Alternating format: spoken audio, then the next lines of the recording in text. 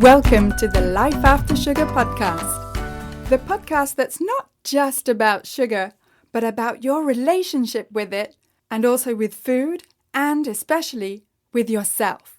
So if you want to discover your life after sugar and hear inspiring stories from all kinds of people who also cut out sugar in their way, at their pace, for their own reasons, this is the podcast for you.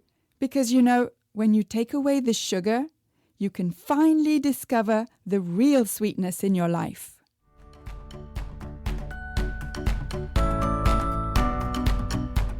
I'm your host, Netta Gorman, and today I'm talking with Dr. John Oberg, who has a completely different way of looking at type 2 diabetes, sugar, and chronic disease. In this episode, we talk about what really drives blood sugar problems, why small changes matter, way more than perfection, and how you can move from feeling overwhelmed to feeling in control about your own health. We'll get to my chat with Dr. Oberg in just a minute. But first, I just wanted to tell you that if you're looking for some free resources, then I have plenty for you. First, download my 5 tips to get rid of cravings. And those 5 tips may not be what you think they are.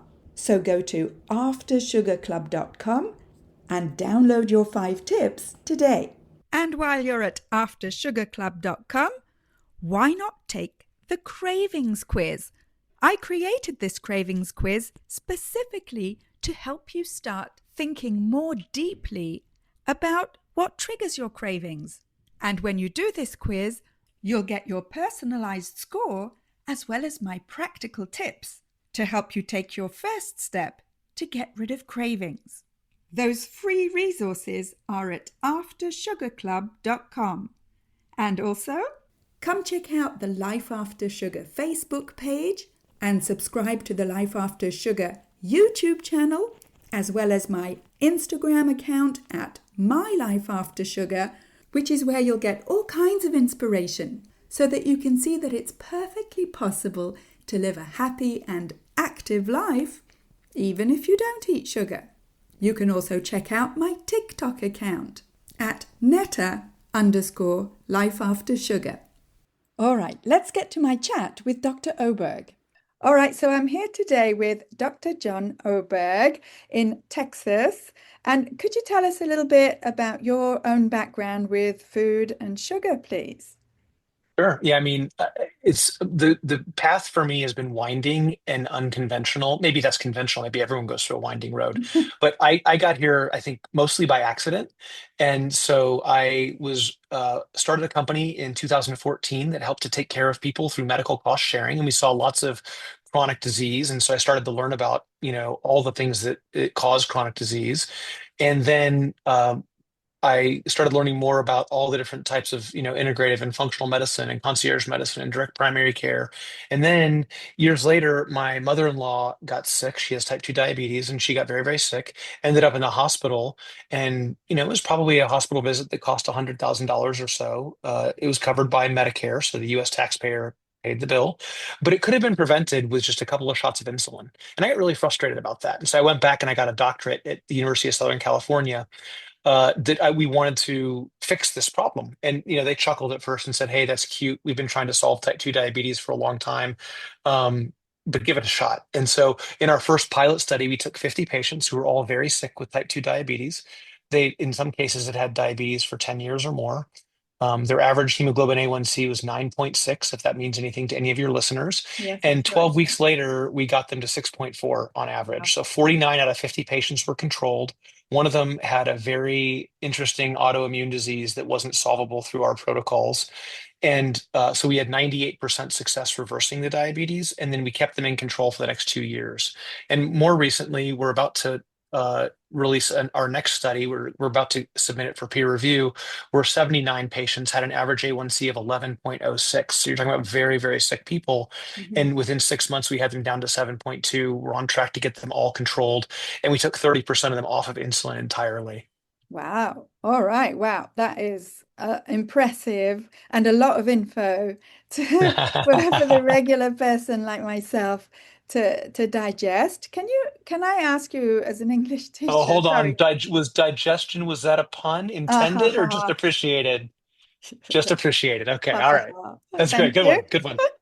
I see where this is going.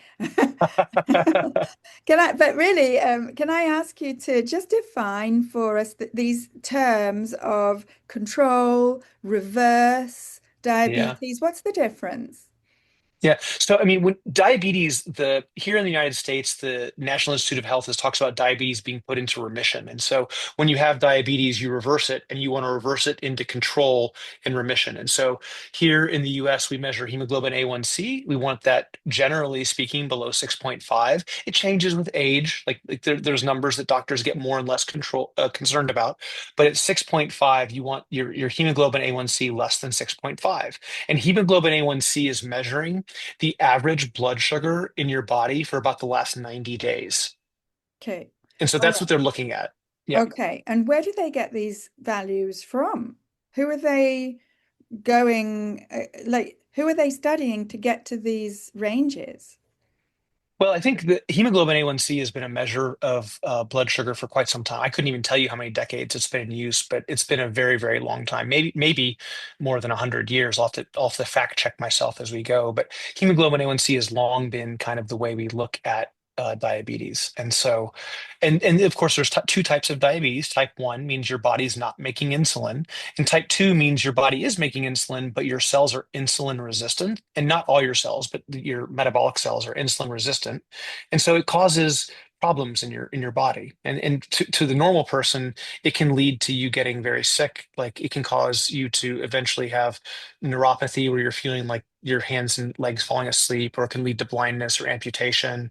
So it can be really, really bad. And so when somebody has a higher number above 6.5, the higher the number, the worse it is. And you check that by checking someone's blood. And so you can draw blood at a laboratory. They now have at-home test kits where you can prick your finger and get a hemoglobin A1C for your last 90 days just at home.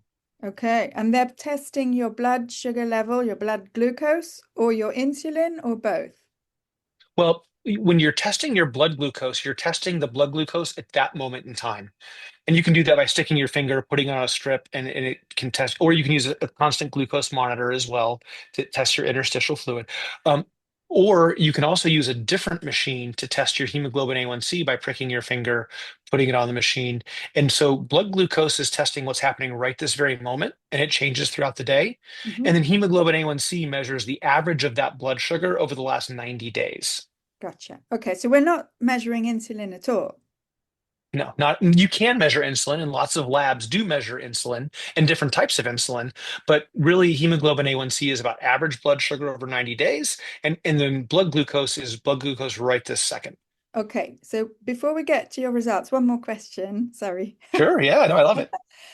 Which is, at what point, at what value can a doctor say to someone you're diabetic or you're pre-diabetic?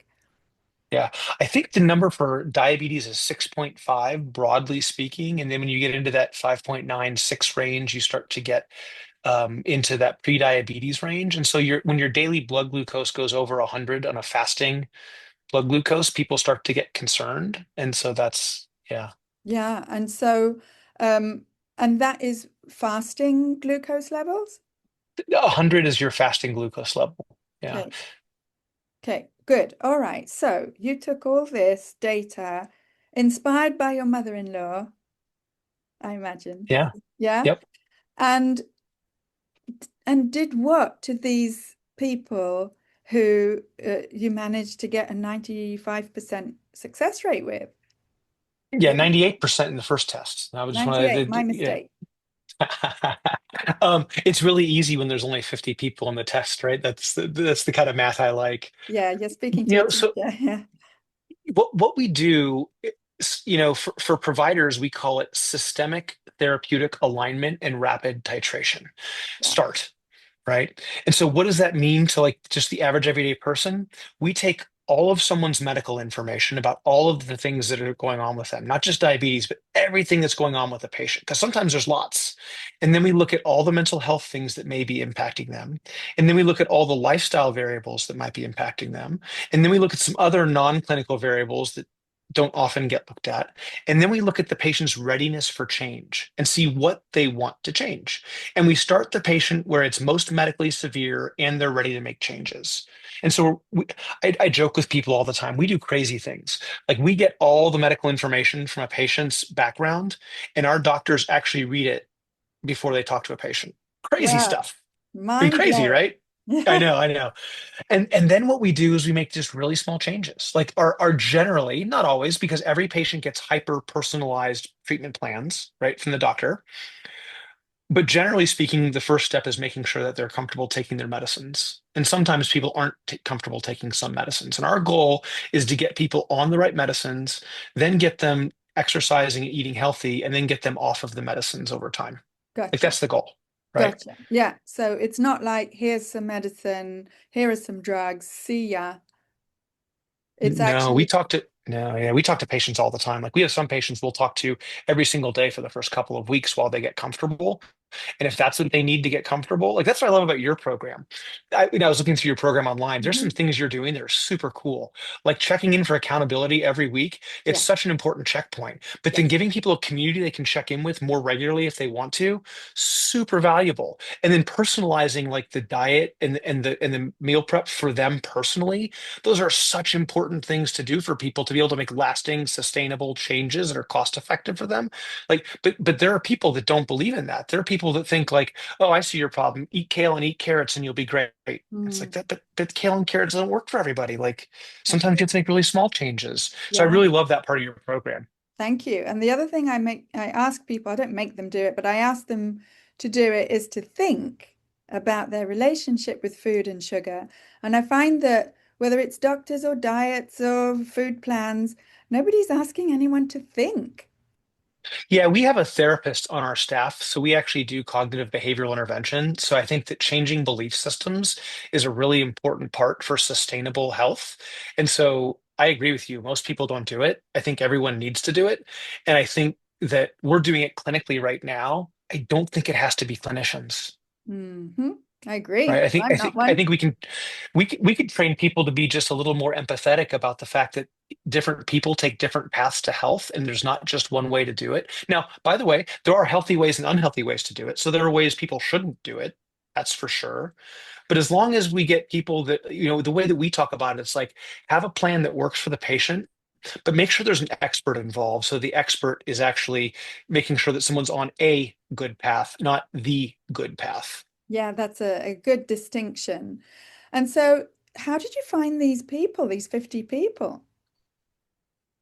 Yeah, so these were people in a part of Louisiana that had been into a medical facility for diabetes, and they were in this case they were low income. They had hard access to care, and so we found people that would be generally considered hard to treat by most physicians because we didn't want like an easy one. We wanted a hard one, and so we went and recruited patients who were low income, low access to care, and it had generally been uncontrolled for long periods of time with no success. Okay, so they were getting this treatment for free? In this case, they were working through what they could pay, and Okay, so yeah, and yeah, but it wasn't they were not paying something extra outside of the normal course of healthcare. gotcha. And so 98% of them, after 90 days, I think you said, Hmm. got to a lower A1C. Correct me if I'm Hmm. wrong. And You then got what? it. Yeah, you've nailed it. And then what? Well, then for the next 2 years, we continued on with them and we monitored them and kept in touch with them and treated them, and they stayed in control for the next 2 years. So out of that panel of um, 49 patients, 83% of them stayed controlled for 2 years and stayed out of the hospital for anything related to diabetes or diabetic complications. So zero hospitalizations in that 83% group for diabetes or diabetes complications. And the rate of hospitalizations was obviously dramatically lower than most populations of people that were that sick. Wow.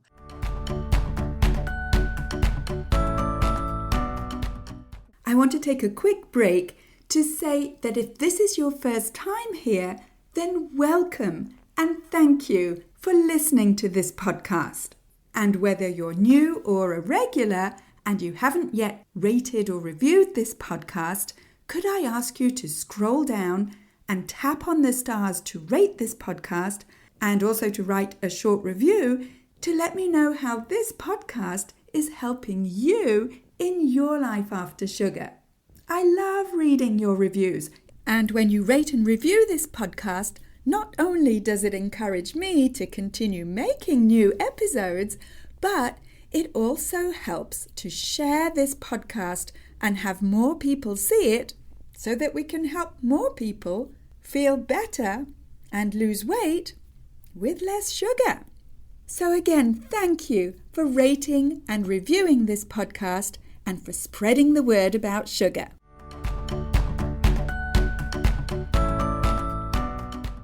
And then because you're scientists or have a scientific approach, you repeated this experiment, as it were, and got similar results? Yeah, some people would, I think it's debatable whether you call them better results, but it was certainly a more sick population from an A1C perspective. We started with patients where we only recruited patients into the study that had an A1C above 9 in this case. And the average A1C for our patient population for the second study was 11.06. And generally speaking, historically, if you had a drug that reduced A1C by 1 percentage point over a 12-month period, you had $1 billion drug. We're reducing A1C by 1 to 2% per month. And you're not a billionaire yet? Well, we talk to our team. That's funny you say that. I talk to our team and I say we're all going to be billionaires. We just don't count dollars. We count the number of lives we've improved. So if we can help 1 billion people make their lives better, that's the kind of billionaire that we aim to be. Yeah, nice. And our All whole team right. would tell you that. Yeah. Yeah, it's nice to hear, I have to say. And can you give us a bit more info about what drugs they start off with in general? Yeah. What like food and lifestyle changes they make next, and then how it happens after 90 days that your goal is for them not to Yeah. take any drugs. Well, generally you can't get off of drugs after 90 days. Usually you have the condition into control, and then there's a whole process for getting them off of the drug. So I don't want to misrepresent what we do. I'd say 90 days to control or remission.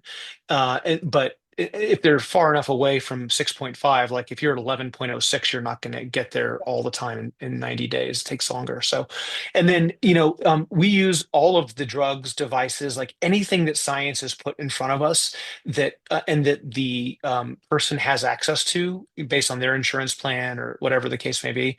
We're going to use every tool at our disposal. So we think that, the newer drugs like GLP-1s and Yeah. SGLT2s, we love them. They're wonderful. And in a lot of cases where they're clinically indicated and covered by insurance, we do that. It's worth saying that first pilot study we did, we only used insulin and metformin. We didn't use any of these new drugs at all, so that it was very cost effective in that population, and we were very successful with that. So, generally speaking, the first thing we want to do is to get clinical control of the disease states. Then, what we do is start working on lifestyle interventions for food and exercise where the patient is enthusiastic about it. And for us, it's different every time. Yeah. And so we had one patient who the only change we made for their food at first was changing their coffee creamer. As you know, your taste buds get really kind of sensitized to sweetness, right? Yeah. And so like there are ice creams that I can no longer eat because they're so sweet Yes. that it's off-putting to me. But I will tell you that a year and a half, 2 years ago, I could have that ice cream and it was great. But I'll tell you, raspberries and strawberries and blueberries, they taste so much different to me now, and they're no different than they were before, but my taste buds have changed over time. Oh Yeah. my gosh, you want to hear about irony? During this whole process of the doctorate, it was during the pandemic when I was going through all this stuff, and I looked down one day and I was 50 pounds overweight. I'm working a full-time job. I'm getting a doctorate. I'm trying to get a doctorate in a 2-year period, which is not, I don't recommend it for everybody. Yeah. And I'm trying to go really fast and I'm not taking care of myself. And I look up, I'm the heaviest I've ever been. And I was like, man, I'm not even following my own advice here. This is silly. So I started following my own advice. I lost 50 pounds. My A1C dropped. I was type 2 diabetic, just barely. I dropped my A1C down to 4.9. I mean, I'm studying this stuff every day and I'm shoveling ice cream in, comfort food. And so we make Mhm. really small changes. So coffee creamer for one patient. Yeah, yeah, totally amazing because that Yeah. feels more doable than overhaul your whole diet and lifestyle. Yeah, micro changes are really critical. And it's like, don't go run a mile, walk to your mailbox and then do it twice. Yeah. Yeah, fantastic. And so this is for the 90 days, right? And then do Yeah. you reduce the medication during those 90 days or not?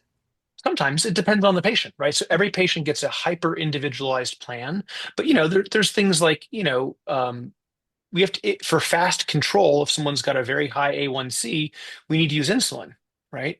We Yeah. had one patient who came in, they came to us after they were in the hospital. They were diagnosed with type 2 diabetes in the hospital. She was a nurse. She forced them to check her blood sugar. They weren't going to. And her A1C, I don't remember the number, but it was a big number. I want to say it was like 8 or 9 point something, like a big number. It might have even been 10. And she said, I don't want to use insulin. And I remember the medical providers were, and my doctorate is in social work, and so on the Oh, psychology side of the house, not cool. the medical side of the house. And so they came to me, they're like, what do we do? And I was like, well, medically, is it appropriate for us to try not using insulin for a period of time and let's see what happens? And they said, yeah, we can do that. We're just going to monitor super closely. Well, 5 months later, she had her diabetes in control. She never had to inject insulin, but she was more motivated than kind of the normal person. So her micro changes happened, they were bigger micro changes and faster. But most people, when they say, I want to walk a mile tomorrow, we say, hey, let's try to get to the end of the block and tell me how you feel. Like we try to help them shrink their goals, whatever it is, we try to shrink it. Yeah. Like, just really, really radical incrementalism is the way that we talk about it internally. And so if it's appropriate for them to then change their medicines after 90 days, then we'll start to take them off of insulin or take them, so we want to, but again, it's the goal is not getting them off the drug. The goal is getting them healthy. And then being healthy, one of the things you should do, hopefully, is when clinically indicated, then get them off the drugs, right? Right. Gotcha. Okay. And the Yeah. I'm interested in the changes in diet, obviously, because this podcast is all about Yeah. sugar. And so, Yeah. yeah, at any point, do you ask them to stop eating sugar? Well, I think it's more important for us to tell them like what sugar is doing to their body and what it's doing to their taste buds. And so we lead them to those conclusions. And there are some people who are like, hey, I'm going to have one cheat day per week with sugar. And we're like, hey, that's great. That's much better than where you were. That's awesome. You should be aware your taste buds aren't going to change. Like if you have sugar every Saturday, like you're not going to get to that place where raspberries and strawberries and blueberries taste different, and Mhm. that ice cream doesn't it taste too sweet. Like it's just not like. And by the way, for some people, they're okay with that. They're like, hey, Fine. that's the way I'm going to live my and cool. Like no judgment from us. Yes. And if you want to be healthy, that's different than like peak health, right? So some people, the goal is to feel better. Do other people, the goal is to live to 100. And so we really have to look at like what's the goal of the person, right? Hmm. And I'll give you a really clear example of this. We had a patient who came in and they said, I don't want to take insulin. I don't want to go on dialysis. And they said, Dr. Oberg, it's time for you to jump in. I was like, great. And I told the patient, I was like, hey, you don't want to take insulin? They said, no, I don't. I said, great. I support that. They're like, well, you're great. I was like, hey, no problem. Wait to hear what I say next. You don't want to do dialysis? They're like, nope. I was like, awesome. You shouldn't do that either. They're like, Dr. Oberg, you're the best. I was like, thanks. I said, I need to introduce you to a palliative care doctor. They said, Wow. well, what's that? I said, well, that's a doctor who helps you get ready to die because in 60 days, if you don't take insulin and you don't start dialysis, you're going to be dead. And I support that choice for you if that's how you want to live. Like, I get that. But we need to make sure that you feel like your affairs are in order. You've talked to your family, you've got an attorney to get like, how can I help? They're like, whoa, whoa, whoa, whoa, whoa. I Hmm. don't want to die. And I was like, well, hold on a second. You can't choose no insulin, no dialysis, and no death. One of those three has to be true. And if Hmm. you don't choose, the world chooses for you. So no choice is not a choice. That's tough love. And they were like, well, can I get my daughter on the phone? So we signed all the paperwork so she could come into the medical practice. And they're like, well, hold on. I definitely don't want to die. I was like, cool. Then the choice is left or insulin or dialysis. Like, well, I definitely don't want dialysis. Like, great. Well, the choice is insulin. Tell me what you're worried about. And we went through a longer conversation that took 30 minutes. And what it came down to is they didn't feel comfortable injecting the insulin in the needles. And what we got to was like, hey, no problem. What if one of our providers sat on a video chat, just like we're on right now, and we helped you for the next couple of days to make sure you felt really comfortable drawing the insulin, injecting the insulin? Like, what if we just helped you until you got comfortable? We'll do it for a week if you need us to. They're like, you would do that? Like, of course we would do that. We had insulin in their house by the end of the day, somebody on the video chat helping them inject telephonically or but not Zoom, we don't use Zoom, but over a HIPAA compliant Yeah. video chat. And they were like, great, you've resolved my fears.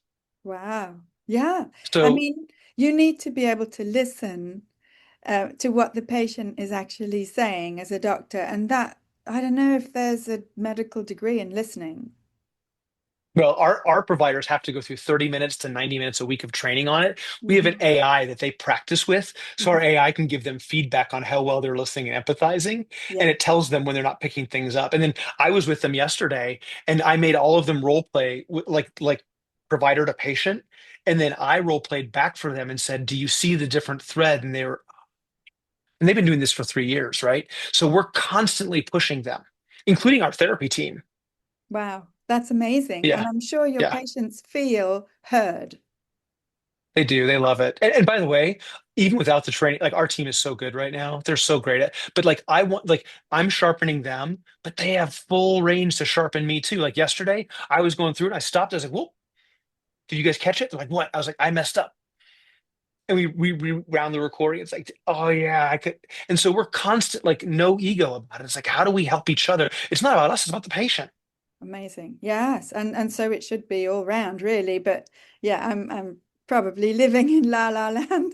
And I so, think most providers want to do that. And, yeah, and, I and, and, to, and to your point about food, like I was just reading your website, but like I was looking through like how you like said like, hey, if you want like a strict, rigorous, one size fits all like meal right. plan, you're in the wrong place. Yeah. like that's not me. Like I think that's the type of language we need to be using with people is like, hey, made for you each time. And then when it's not working, each week we can make an adjustment. And you have a community of support. Like what you're doing, like this is the future. Oh, thank you. Thank you for that. That's very encouraging. And I find that, the people I work with in the program appreciate that approach and they choose my program because it's not treating them as children. Here's what to eat in the morning, here's what to eat in the afternoon. It's not, it's treating them as intelligent human beings. They just need a bit of help. Well, and what we tell our team is like no judgment, right? If you're having Captain Crunch every morning and you're not ready to change that, no judgment from us. Yeah. That's just where you are. Yeah, meet them where they're at and walk along the path with them, for That's sure. right. What's the biggest piece of advice you would give someone who is feeling overwhelmed with all their medical numbers? My doctor tells me I'm pre-diabetic or diabetic. What can I do now? What's your advice? I think if someone is, we want patients to have agency over their own healthcare. And Mhm. so I think if they're talking to a provider, it's like just know what questions are good questions to ask your provider, and then be the quarterback for your healthcare and have your provider explain things to you so that you can make those small changes. And if the changes are too big, make smaller changes. Yeah, yeah, very good advice. Yeah, I often quote and I use James Clear's book, Atomic Habits, in my Great program. book. Yeah, great Great book, book. isn't it? Yeah. Yes. Yeah. Fantastic. Wow, Dr. Oberg, thank you so much. I feel privileged to be able to get an inside view of what you do for all these patients. And also, I understand you've also reduced your intake of sugar, right? For me, I have. Oh yeah. It's not zero sugar, but it's certainly significantly less than it used to be. Yeah, so you practice what you preach. I do now. Had you seen me 50 pounds ago, you might wonder. Well, it's where you are now that counts, and made those steps, and that's to be commended. That's right. That's right. Well, It's fun. thank you so much. Thank you so much for talking to me today. No, thanks for having me. I really appreciate the time today. Oh, I love this conversation with Dr. Oberg because talking with him really showed me how much is possible when we have a system that is really about health care.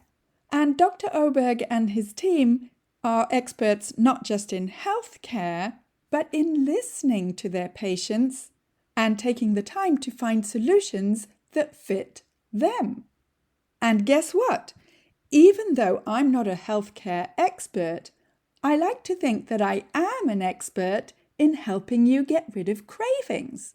I've done it myself. In fact, I've been living a craving-free life for over 10 years, and to help you get there too, I created a 12-week program that I call the Freedom from Cravings Formula. Because I created this program specifically to help you go deeper into your relationship with food, especially sugar, and also into your relationship with yourself, so that you can finally get rid of cravings, slim down, and feel more in control around food. In the program, you'll get step-by-step guidance and customized support through the 5-step formula that I've developed to help you get control over cravings so that you can finally live your life with more energy and fit into your favorite clothes effortlessly, and feel confident in your food choices so that you can ditch the shame and embarrassment that you feel every time your emotions make you slip or fall off the wagon, and so that you never feel like you're on some kind of restrictive diet. If you're at the stage of your life when you're finally ready to look after yourself, let's chat. You can talk directly to me on a free clarity call at any time by going to aftersugarclub.com and clicking on Program at the top. You'll also find the link with the show notes together with this episode. So go to aftersugarclub.com. Speak to you soon. That's it for this week. Keep in touch and see you soon for another episode.